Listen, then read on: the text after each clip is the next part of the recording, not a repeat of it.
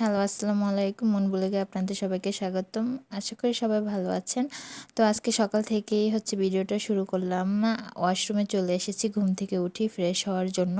তো ফ্রেশ হয়ে নিয়েছি। এখন আমি চলে যাচ্ছি নিচে ব্রেকফাস্ট করার জন্য। নিচে বলতে আমাদের দোতলাতে ডাইনিং রুম আর ড্রয়িং রুম। তো আমি এজন্য নিচে আমাদের সব খাবার ব্যবস্থা। আর এখন ফ্রিজ থেকে রুটি বের করে নিচ্ছি ভাজার জন্য। এই যে দেখেন, রুটিগুলো কিন্তু একটার সাথে আরেকটা লেগে যায়নি। একটা ভাইয়া কমেন্ট করেছিলেন যে রুটি পেপারের সাথে লেগে যায় না। দেখেন আমার মানে রুটিগুলো কিন্তু একদম ফ্রেশ আছে, একটার সাথে একটা লেগে যায়নি। যাই হোক, তারপরে আমি রেখে দিয়ে এলাম, মানে রুটিটা ফ্রিজে রেখে আমি ভেজে নিব। আমি একটা রুটি খাই, তো একটা রুটি নিয়ে নিয়েছি। তো রুটিটা এখন ভেজে নিচ্ছি। একটা আপু আমাকে কমেন্ট করেছিলেন আমার রান্নাঘরের হাঁড়ি পাতিলগুলো চেঞ্জ করা দরকার। আসলে হয় কি, হাঁড়ি পাতিল যে মানে দেখাতে হবে বা থাকলেই সব কিছু শো অফ করার দরকার, আমি এটা মনে করি না। আমি যেরকম আমি সেরকম দেখাতেই পছন্দ করি। যাই হোক, এটা যার যার ব্যক্তিগত ব্যাপার। তো এই আমার হাঁড়ি পাতিলগুলো সুন্দর না, এটা আমি জানি, কিন্তু আমার কাছে এগুলো দেখাতেই ভালো লাগে। হ্যাঁ, যাই হোক, রুটিটা ভেজে নিচ্ছি। সাথে আমি 1 কাপ চা খাবো। আমি 1 কাপ রুটি, মানে একটা রুটির সাথে 1 কাপ চা, এটাই খাই সকালে। তো এই যে এখন ব্রেকফাস্টও করে নেব। আমি ডাইনিংয়ে বসেছি। অনেক সময় সোফাতে বসেও খেয়ে ফেলে, যেহেতু আমি একাই, মানে বেশিরভাগ সময় সকালে নাস্তা করা হয়, তো যেখানে ইচ্ছে সেখানেই বসে খেয়ে ফেলি। দুপুরে রান্না করা হবে চিংড়ি মাছ আর ডাল, বেশি কিছু না। যেহেতু আজকে সন্ধ্যায় আমাদের বাসায় কিছু গেস্ট আসবে, তাই আমরা দুপুরে হালকা পাতলাই খাবো, রাতে যেহেতু ভারী খাবার খাবো।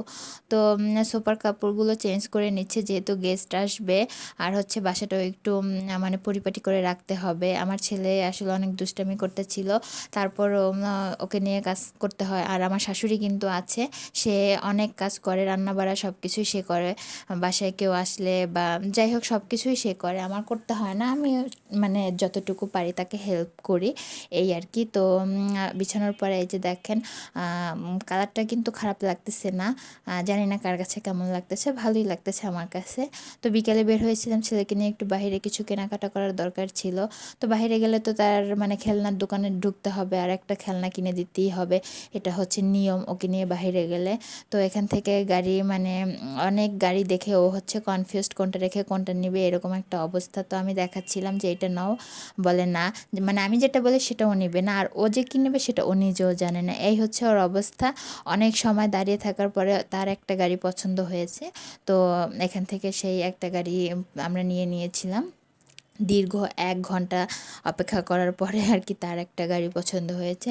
যাই হোক, কিছুই করার নাই, ওকে নিয়ে বাইরে গেলে এটা ফেস করতেই হয় আমার সব সময়ের জন্য আর কি।